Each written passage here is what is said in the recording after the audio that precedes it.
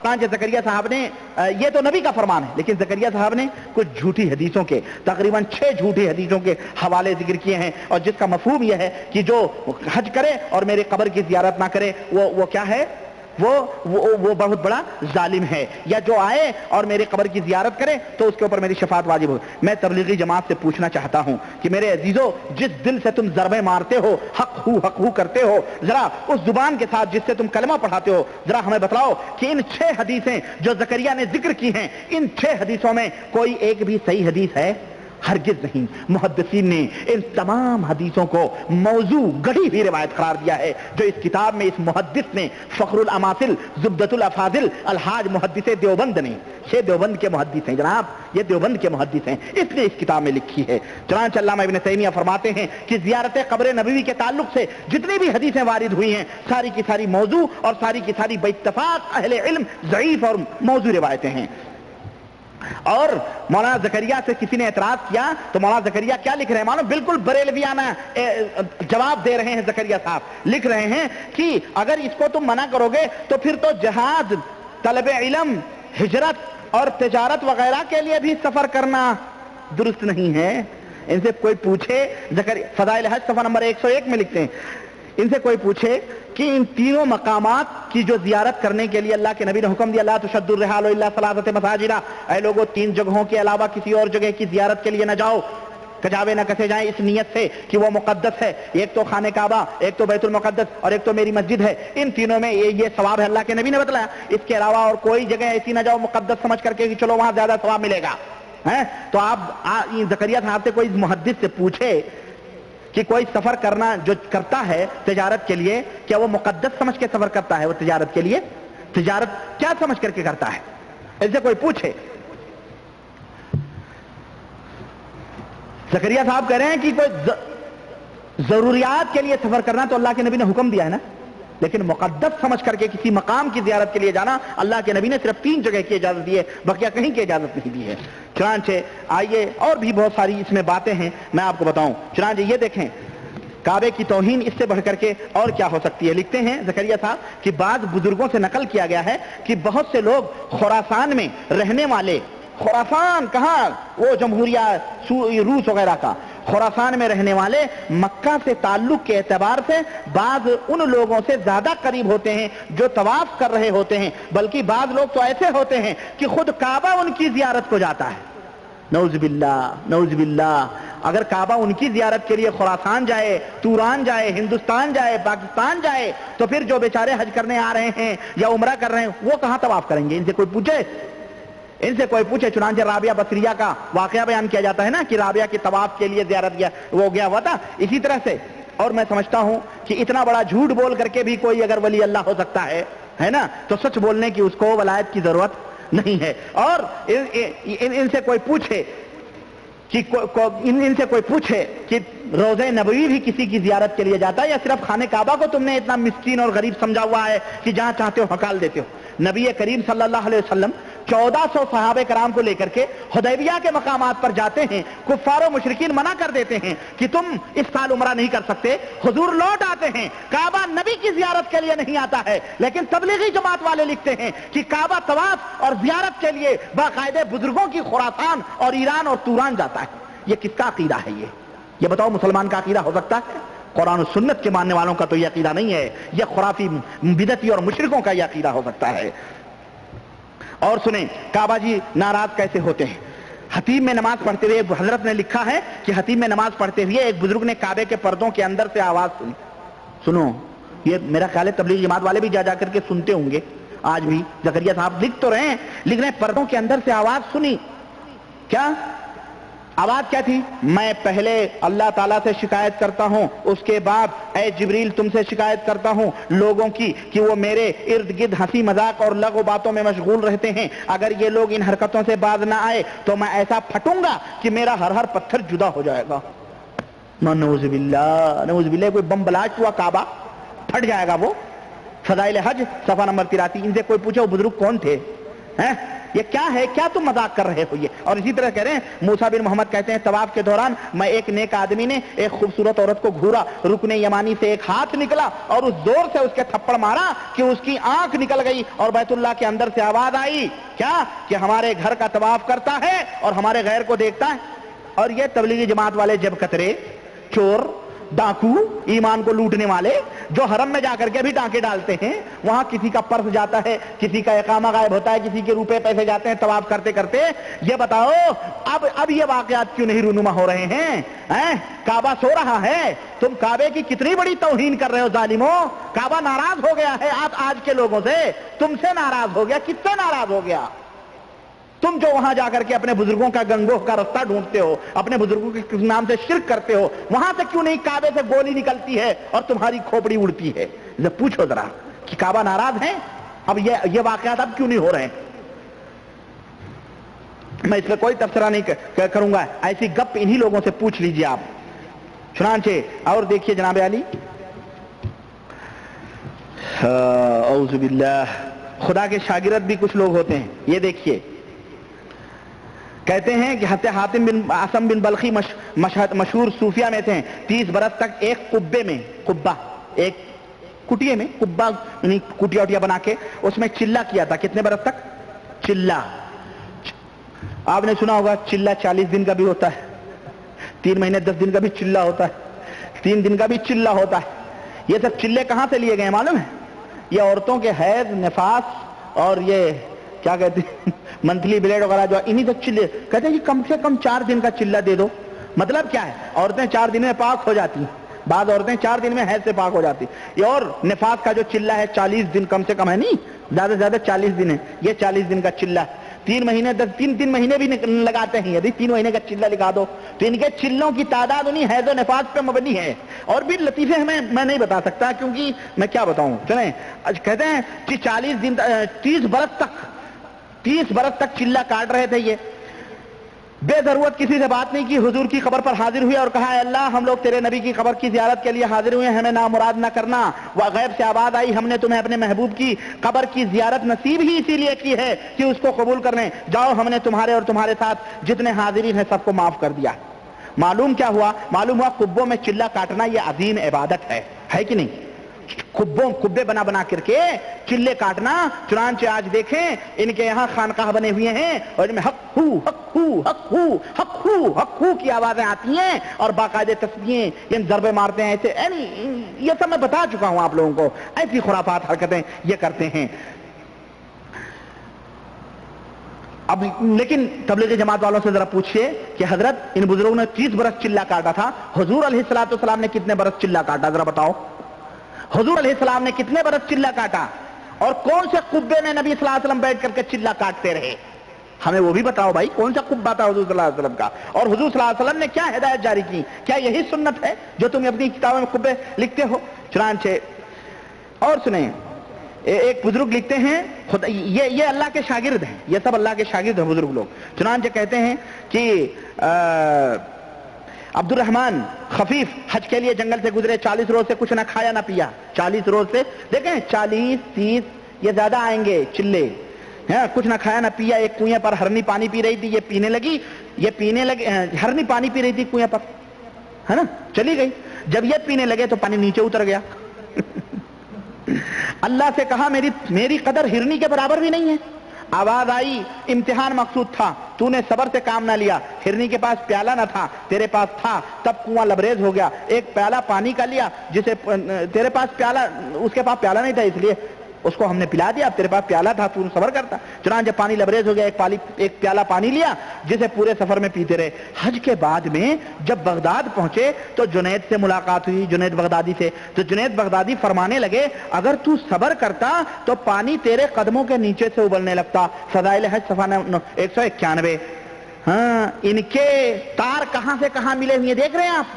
یہ آدمی جنگل میں ہے, اللہ سے اس کا تار ملا ہوا ہے. جنید بغداد میں ہیں, وہاں سے تار ملا ہوا ہے. دیکھ رہے ہیں ایک دوسرے کی غیب دانیوں کا کس طرح اعتراف ہو رہا ہے. جنید کو کیسے خبر ہو گئی کہ یہ پانی کنویں میں پیا تو پانی نیچے چلا گیا پھر اوپر آیا, ہرنی پی کے گئے, جنید کو کیسے پتا چلا؟ لیکن یہ عالم الغیب والشہادہ کہ علم غیب میں شریک کرنے والے یہ تبلیغی جماعت کے لوگ یہ اپنے آپ کو مومن اور موحد کہتے ہیں. بے شرمو شرم کرو, یا تو توبہ کرو, یا ان کتابوں کو لے جا کے انگار لگا دو, یا زکریا کی قبر کھود کے اس کی قبر میں ڈال دو, یا جا کے دیوبند میں ڈال دو, یا جا کے مرکز یا رائے یا کہیں بھی مرکز نظام الدین میں ڈال دو, اور توبہ کرو اور قرآن و سنت کی طرف پلٹو. ورنہ اللہ کی قسم جس طرح تم بڑھ رہے ہو اسی طرح برائیاں بھی بڑھ رہی ہیں. کاش تم قرآن و سنت کو لازم پکڑتے تو آج برائیاں ختم ہوتی جاتی ہمارے معاشرے سے, لیکن تم برائیوں کو, بدعقیدگیوں کو فروغ دے رہے ہو. نماز پڑھنے سے یاد رکھو, اگر عقیدہ خراب ہے, فاسد ہے, تو نماز پڑھنے سے اس کی نماز کا کوئی فائدہ نہیں ہو سکتا ہے. سنو, اور یہ بریلوی خواہ مخواہ بدنام ہو رہے ہیں بیچارے بیچ میں. سنیے, ایک صاحب تھے, بزرگوں کو اللہ تعالیٰ کی, صرف بزرگوں کو ہی جو ہے ہم کلامی اللہ کی نہیں ہوتی ہے, باقاعدہ اللہ کی طرح سے. ایک اور لیٹر کا واقعہ میں دکھاؤں, خط آتے ہیں. چنانچہ ذوالنون مصری فرماتے ہیں کہ نوجوان کعبے کے پاس بڑی بڑی نمازیں پڑھ رہا تھا. میں نے وجہ پوچھی تو کہنے لگا واپسی کی اجازت مانگ رہا ہوں. لمبی لمبی نمازیں پڑھ رہا تھا. کہاں بھائی کیوں اتنی لمبی لمبی پڑھ رہا ہوں؟ کہا اللہ سے واپسی کی اجازت مانگ رہا ہوں. ہاں, میں نے دیکھا کہ ایک کاغذ کا پرچہ اوپر سے گرا جس میں لکھا ہوا تھا یہ اللہ جل شانہ کی طرف سے اپنے سچے شکر گزار بندے کی طرف سے ہے, تو واپس چلا جا, اس طرح کی تیرے اگلے پچھلے سب گناہ بخش دیے گئے ہیں. فضائل حج صفحہ نمبر 183. میرا خیال ہے کہ اللہ تعالیٰ کو بس اسی بات کا انتظار رہا ہوگا کہ ذوالنون مصری دیکھیں تبھی پرچہ ڈالیں, تاکہ کوئی گواہ بھی رہے نا.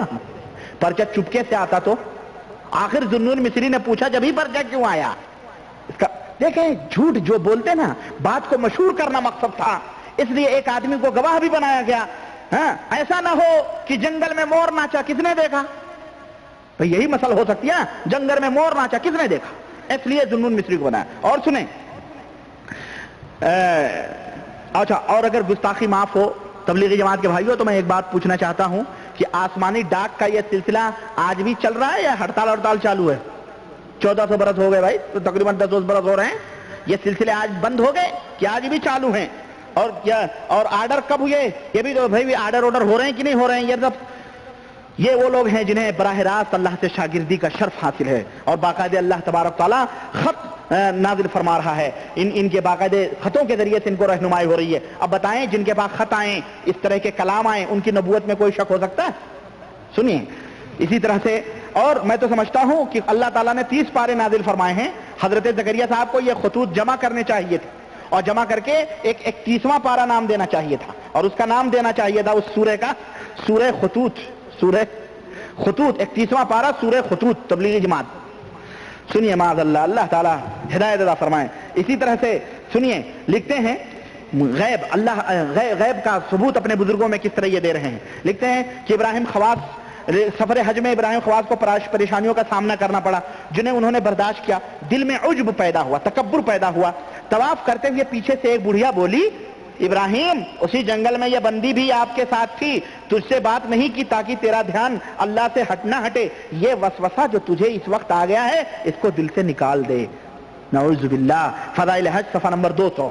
اعوذ باللہ. اللہ تعالیٰ تو قرآن میں یہ کہتا ہے کیا کہ وَنَعْلَمُ مَا تُوَسْوِسُ بِهِ وَنَعْلَمُ مَا تُوَسْوِسُ بِهِ نَفْسُهُ, سورہ قاف آیت نمبر 16, کہ ہم تمہارے دلوں کے وسوسوں کو بھی جانتے ہیں. اور یہ بڑھیا حضرت خواص سوچ رہے ہیں دل میں, اور بڑھیا پیچھے سے سب کچھ دل کے وسوسوں کو جان رہی ہے, سمجھ رہی ہے, واقف ہے. نعوذ باللہ, نعوذ باللہ.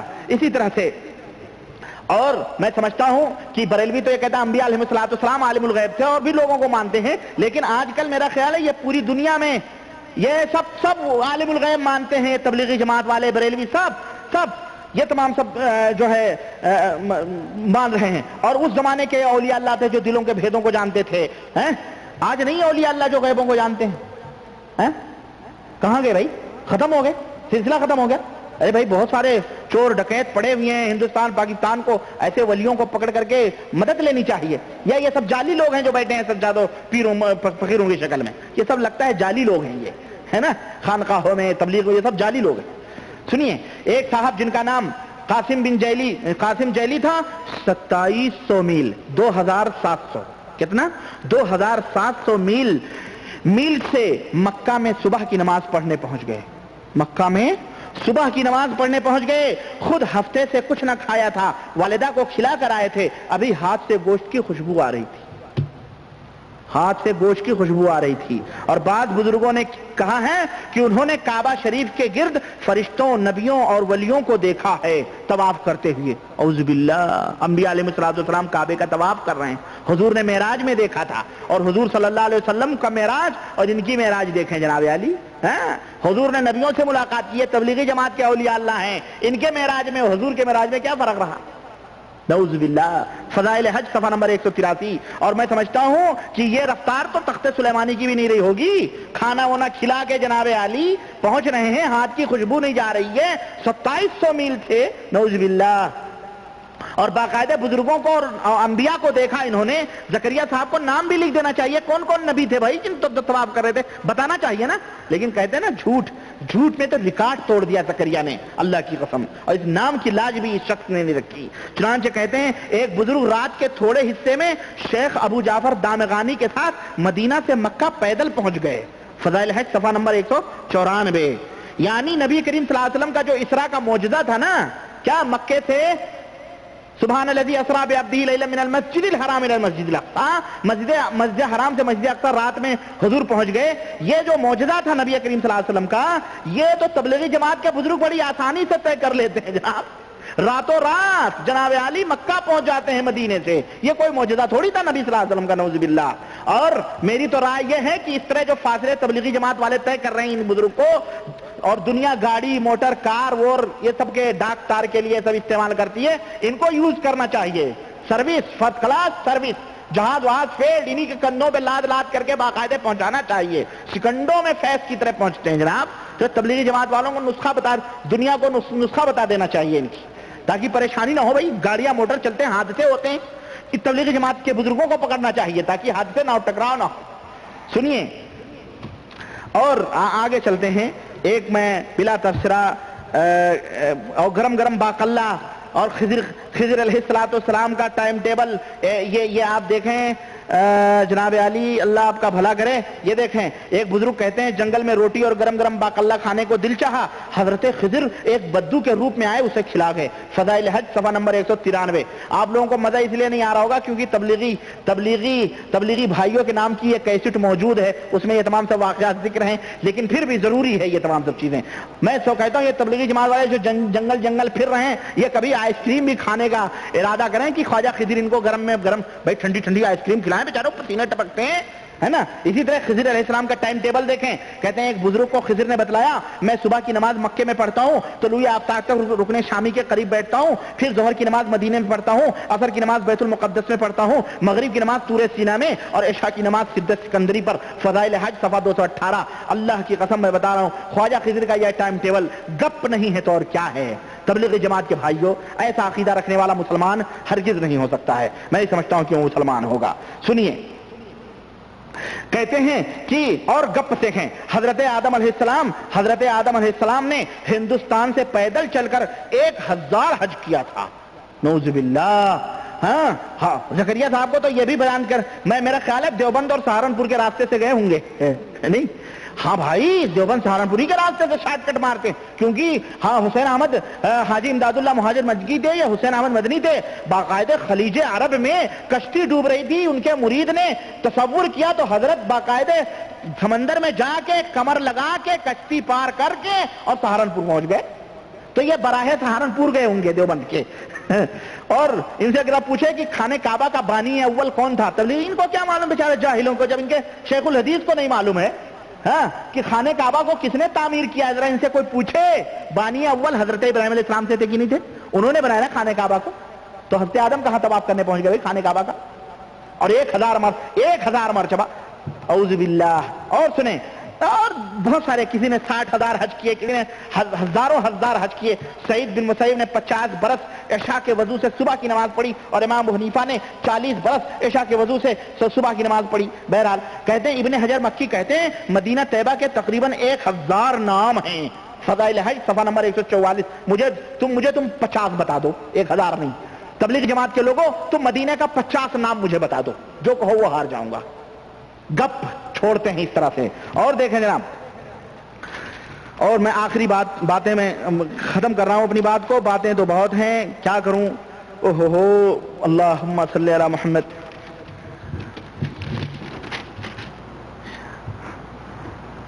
اور یہ دیکھیں جناب عالی صفحہ نمبر 110، صفحہ نمبر 110 فضائل حج لکھتے ہیں مولانا زکریا صاحب فرماتے ہیں کہ اس ناپاک کو اپنے بارے میں، اس ناپاک کو مدینہ طیبہ میں 1 سال قیام میں ایک مرتبہ بھی روضۃ من ریاض الجنہ میں حضور کے کھڑے ہونے کی جگہ کھڑے ہونے کی جرات اور ہمت نہیں ہوتی تھی۔ روزہ سمجھتے ہیں نا، روضۃ من ریاض الجنہ جو نبی کریم صلی اللہ علیہ وسلم نے فرمایا 2 رکعت پڑھو وہاں پہ، کہتے ہیں 1 سال میں قیام کیا لیکن مجھے ہمت نہیں ہوتی تھی ناپاک کو۔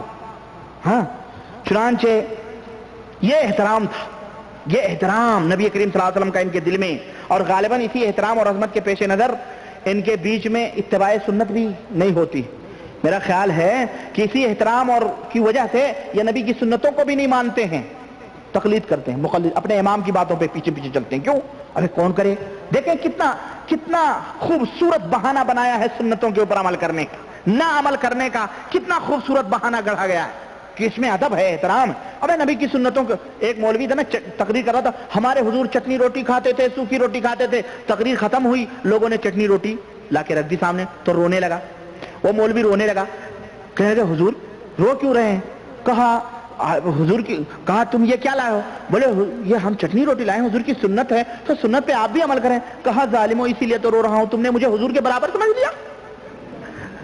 ابے اس سنت پہ عمل کرنے کے لیے ہم ہی رہے، یہ تو حضور کر کے گئے ہیں، ہم کیسے کریں؟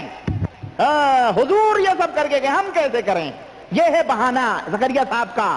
سال بھر گزر گئے، روزوں میں نماز پڑھنے کی ان کو توفیق کیوں؟ ادب اور احترام کی جرات نہیں ہوتی تھی، اور یہی وجہ ہے کہ یہ لوگ سنتوں سے دور تقلید کی گھاٹیوں میں اور تاریکیوں میں ٹامکٹوئیاں مار رہے ہیں اور بھٹک رہے ہیں۔ یہی وجہ ہے کہ یہ لوگ کبھی کبھی اپنے آپ کو دربار نبی کا کتا کہتے ہیں، کبھی کبھی ناپاک کہتے ہیں، حالانکہ اور ایک جگہ اور لکھتے ہیں کہتے ہیں کہ لوگوں روزے نبی پر حاضری کے متعلق کہتے ہیں کہ اگر اس مبارک وقت میں یہ سیاہکار کو کوئی یاد آ جائے تو السلام علیکہ یا رسول اللہ من زکریا بن یحییٰ کاندھلوی لیستشفیٰ بک الی ربک، عرض کرتے ہیں فضائل حج صفحہ نمبر 116۔ یعنی اگر کوئی زیارت مدینہ کے وقت مجھے یاد کرے تو یہ کہے کہ اللہ کے نبی آپ کے اوپر سلام ہو زکریا ابن یحییٰ کاندھلوی کی طرف سے۔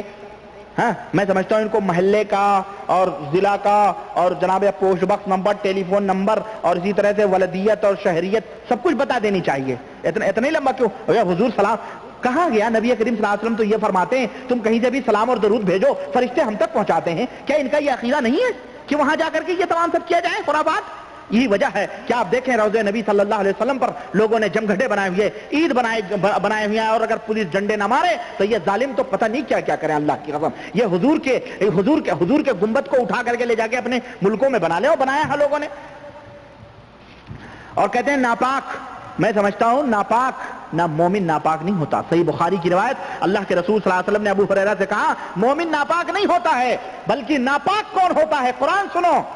اور صحیح بات کبھی کبھی زبان سے نکلتی بھی ہے۔ انہوں نے جو اپنے آپ کو ناپاک کہا ہے نا، صحیح کہا ہے۔ قرآن نے کہا انما المشرکون نجس، مشرک ناپاک ہوتا ہے، اور یہ مشرک تھے، مشرک ہیں، ان کے عقیدے مشرکانہ، ان کے اعمال مشرکانہ، اس لیے اپنے آپ کو ناپاک روح سیاہ کہتے ہیں۔ حقیقت میں یہ مشرک لوگ تھے۔ میں فیصلہ کرتا ہوں ان واقعات کی روح سے، کوئی بھی عدالت، کوئی بھی جج، کوئی بھی قاضی، کسی بھی محکمے میں لے جاؤ، کسی بھی کورٹ میں ان واقعات کو پیش کیا جائے، یہی کہا جائے گا کہ ایسا عقیدہ، ایسا ایمان رکھنے والا مشرک ہے، وہ مسلمان نہیں ہو سکتا ہے۔ اور آخری بات، میں ختم نبوت کا انکار، ختم نبوت کی ایک زلزلہ خیز انکار کی ایک زلزلہ خیز عبارت زکریا صاحب کی میں پیش کر کے اپنی بات ختم کرنا چاہتا ہوں۔ یہی فضائل حج ہے، صفحہ نمبر 121 اٹھائیں آپ۔ اس 121 میں زکریا صاحب نے کھلے طور پر نبی کریم صلی اللہ علیہ وسلم کی نبوت کا انکار کیا ہے، خاتمیت کا انکار کیا ہے۔ اگر قادیانی نبی کی خاتمیت کا انکار کرے تو تم پورے بمبارڈ دارالفتہ سے کرتے ہو۔ اور زکریا صاحب کی یہ عبارت دیکھو، زکریا صاحب لکھتے ہیں کہ حضرت عثمان سے فرمایا، کہتے ہیں کہ بقی کی حاضری کی ابتدا کہاں سے ہو؟ جب جنت البقی میں جائے حاضری کے لیے تو وہاں سے ابتدا کہاں سے ہو؟ تو بعد نے کہا کہ حضرت عثمان سے، یعنی حضرت عثمان سے ابتدا کیا جائے زیارت کی. فرمایا اس لیے کہ وہ سب حضرات سے جو وہاں آرام فرما ہیں حضرت عثمان افضل ہیں. بعد میں حضرت ابراہیم سے شروعات کی ابتدا کی ہے. شروعات کے بارے میں فرمایا ہے کہ بقیع کی زیارت ابراہیم جو نبی کریم صلی اللہ علیہ وسلم کے صاحبزادے ہیں, ابراہیم جو نبی کریم صلی اللہ علیہ وسلم صاحبزادے ہیں, وہ ابراہیم علیہ السلام نہیں, یہ ابراہیم جو حضور کے بیٹے تھے, ہے نا, ان کی قبر سے زیارت کی ابتدا کی جائے. کیوں؟ اس لیے کہ وہ حضور کے جگر گوشہ ہیں. حضور نے ان کے بارے میں نعوذ باللہ من کذب علی متعمدا فلیتبوأ مقعدہ من النار, جو ہمارے نبی کے اوپر جھوٹا الزام لگائے, اللہ کے نبی نے فرمایا اس کا ٹھکانہ جہنم ہے. یہ دیکھو الزام لکھتے ہیں اس لیے کہ حضور نے ان کے بارے میں فرمایا ہے کہ اگر ابراہیم زندہ رہتے تو نبی ہوتے. استغفر اللہ. ہم کہتے ہیں کہ اللہ کا نبی خاتم النبیین تھا. تبلیغی جماعت کا یہ امام کہتا ہے کہ اگر اللہ کے نبی کے بیٹے زندہ ہوتے تو وہ نبی ہوتے. دوستو انصاف کرو, آپ بتاؤ اس قدر بدعقیدگی کے باوجود بھی میں اب اس گپ بازی اور اس جھوٹ اور اب میں ایک اور کچھ عشقیہ اشعار دیکھیں. یہ محدث ہیں, ذرا آئی ہے بات تو ذرا شعر شاعری اچھا ذوق ہے, لیکن اچھا آدمی اچھے شعر کہتا ہے اور برا آدمی جیسا ہوتا ہے لتا منگیشکر کا لتے جیسے اشعار کہے گا, بھانگڑو آدمی بھانگڑوؤں جیسے شعر کہے گا. کوئی اچھا آدمی جو محدث ہو تو اچھے ذہن اور پاک ذہن والے پاک اشعار کہتے ہیں. مگر ذرا زکریا صاحب کے اشعار سنیں. فضائل حج کے اندر لکھتے ہیں ازل سے, یہ آخری بات میں کہہ رہا ہوں, ازل سے محدث وقت ہیں, اولیاء کرام قطب عالم غوث ربانی ہیں. یہ سنو زکریا صاحب, ان کے امام ہیں تبلیغی جماعت کے. لکھتے ہیں معذرت کے ساتھ, ہاں میں کہنا نہیں چاہتا تھا لیکن میں کہہ رہا ہوں کیونکہ اس فضائل حج میں انہوں نے یہ اشعار کہے ہیں. لکھتے ہیں ازل سے حسن پرستی لکھی تھی قسمت میں. میں کہتا ہوں یہ اشعار تو کوئی لچا لفنگا بھی نہیں کہے گا جو محدث دیوبند کہہ رہے ہیں. کیا ازل سے حسن پرستی لکھی تھی قسمت میں, میرا مزاج لڑکپن سے عاشقانہ تھا. میرا مزاج, یہ بچپن ہی سے لڑکپن ہی سے اس کا مزاج, خود کہہ رہے ہیں بھائی میرا مزاج لڑکپن سے عاشقانہ تھا. اور ایک جگہ لکھتے ہیں پیدا ہوئے تو ہاتھ جگر پر دھرے ہوئے, پیدا ہوئے تو ہاتھ جگر پر دھرے ہوئے, کیا جانے ہم ہیں کب سے کسی پر مرے ہوئے. دیکھیں شاعری پھر یہ محدث وقت کی, یہ ہمارے عہد کا محدث ہے, دیوبند کا محدث ہے. سنو دیوبند کے محدث کے اشعار سنو. لکھتا ہے کہ میری طفلی میں, یعنی بچپنے میں, طفل کہتے ہیں بچپن کو نا, میری طفلی میں شان عشق بازی آشکارا تھی, یعنی بچپن ہی سے میں عشق کے شان میں ظاہر تھا, میں نے بہت بڑا عاشق تھا. ہیر رانجھے بھی پھیل رہے ہوں گے لیلا مجنوں کے معنی. سنو, اور عشق میں نے بتلایا عشق کے اندر یہ بڑا ہی خبیث لفظ ہے. عشق, عشق کے اندر شہوت ہوتی ہے. کوئی اسی لیے نہیں کہتا میں اپنی ماں سے عشق کرتا ہوں. کوئی کہتا ہے, کوئی کہے گا میں اپنی بہن سے عشق کرتا ہوں, جوتے ماریں گے اس کو, ہے کہ نہیں. کوئی کہتا ہے کہ میں اپنے بیٹی سے عشق کرتا ہوں. اگر یہ اتنا محترم ہے تو کہو بھائی کہ میں اپنے ماں کا عاشق ہوں. میں اپنی بیٹی کا عاشق ہوں. جوتے پڑیں گے, کہیں گے بھائی بدتمیز. ہاں اگر یہ کہے بھائی میں اپنے ماں سے محبت کرتا ہوں, اللہ کتنا پیار ہے اس کے اندر, اور کتنی کتنی کتنی کتنی بے لوثی ہے, کتنی پاکیزگی ہے. میں اپنے باپ سے محبت کرتا ہوں, میں اپنی بہن سے محبت کرتا ہوں, میں اپنی بیٹی سے محبت. عشق ہے ہی بدنام لفظ, یہ عشق ہے ہی بدنام لفظ, اور عشق ہے ہی رنڈیوں طوائفوں والا لفظ. یہ لکھ رہے ہیں کہ میری طفلی میں شان عشق بازی آشکارا تھی, اگر بچپن میں کھیلا کھیل تو آنکھیں لڑانے کا. بچپن میں بھی یہ آنکھیں لڑانے کے کھیل کھیلتے تھے زکریا صاحب. دیوبندی تبلیغی جماعت کے دوستو, یہ اٹھاؤ فضائل حج, اس کے اندر تمہارے زکریا نے لکھا ہے, اور دیوبند کے ان مولویوں کو جا کے سناؤ اور خود بھی دیکھو. لکھتے ہیں کہ مصائب حادثے آفت علم ذلت قضا تربت دکھائی جائے جو ان کی جوانی دیکھتے جاؤ. یہ مصائب ہیں, حادثات ہیں, ان کی جوانی دیکھ کے مصیبتیں آتی ہیں, حادثات آتے ہیں, ہاں آفت علم. لکھتے ہیں کتاب نظارے معشوق کہاں عاشق کو, غش نے موسیٰ کو سرے طور سنبھلنے نہ دیا. ہم کو طواف کوچے جانا نہ چاہیے, ہم کو طواف کوچے جانا نہ چاہیے, زاہد کو کعبہ رند کو میخانہ چاہیے. میخانہ کہتے ہیں شراب کی بھٹی کو, محدث وقت زاہد نہیں رند ہیں, ان کو شراب کی بھٹیاں چاہیے. یہ نمونے ہیں، چند میں نے اشعار بتا دیے کیونکہ مجھے بھی شعر شاعری سے تھوڑی دلچسپی ہے۔ میرے عزیز، پوری گفتگو کا لب لباب، پوری گفتگو کا نچوڑ میں صرف یہ بتلانا چاہتا ہوں کہ میرے دوستو، قرآن و سنت کی طرف پلٹ آؤ، اس میں کوئی اختلاف نہیں ہے۔ البتہ یہ تم کہتے ہو ہم فضائل اعمال بتا رہے ہیں، کیوں ہم اختلاف نہیں پھیلا رہے ہیں؟ یہ اختلاف پوری قرآن و سنت سے اختلاف ہے، اللہ رسول سے اختلاف ہے، یہ تو سب سے بڑا اختلاف ہے کہ نہیں؟ اور اگر تم یہ لکھتے ہو کہ نبی نے فرمایا ہے نعوذ باللہ کہ میری امت کا اختلاف رحمت ہے، یا میری علماء کا اختلاف رحمت ہے، تو پھر علماء کا اختلاف رحمت ہے، تو جب اختلاف رحمت ہے تو دنیا کے اندر اختلاف پھیلاؤ، کیوں؟ تاکہ لوگ زیادہ سے زیادہ اللہ کی رحمت حاصل کریں بھائی، لوگوں کو ٹکراؤ، جھگڑے کرواؤ، مار کرواؤ، رحمت ہے، رحمت ہے، اچھا ہے، اچھی چیز ہے نا، ہے کہ نہیں؟ تو میرے بھائیوں، ان اختلافات سے ہٹ کر سب کچھ قرآن و سنت کی طرف پلٹ آؤ، یہی میری درخواست ہے، یہی میری دعوت ہے، یہی میری فریاد ہے۔ اور جو کچھ بھی زبان سے کبھی کبھی نکل جاتا ہے، یہ تمام سب یہی جذبات ہیں۔